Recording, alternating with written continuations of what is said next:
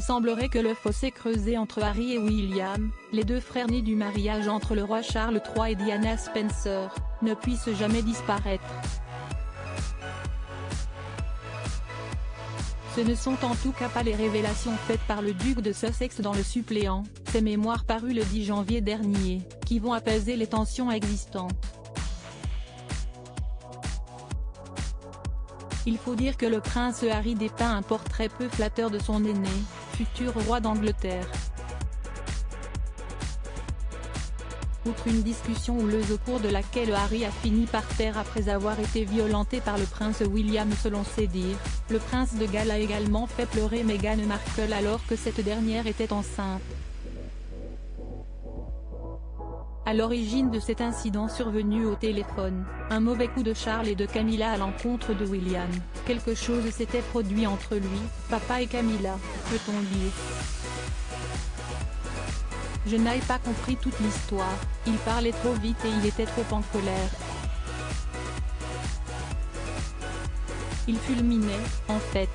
Apparemment, papa et Camilla avaient fabriqué de toutes pièces une ou plusieurs histoires à propos de lui, de Kate et des enfants, et ils ne pouvaient plus le supporter, rapporte Harry dans ses mémoires.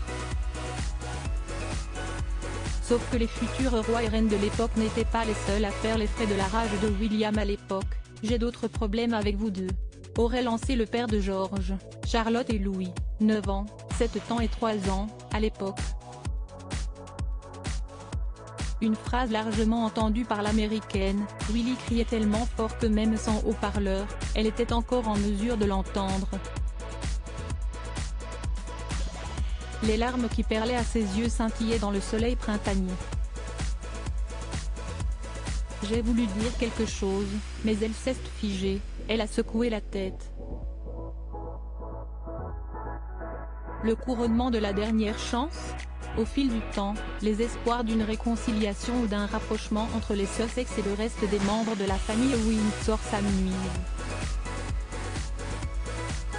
Seule une perspective prochaine, celle du couronnement de Charles III le 6 mai prochain, laisse la porte entrouverte sur une fin heureuse.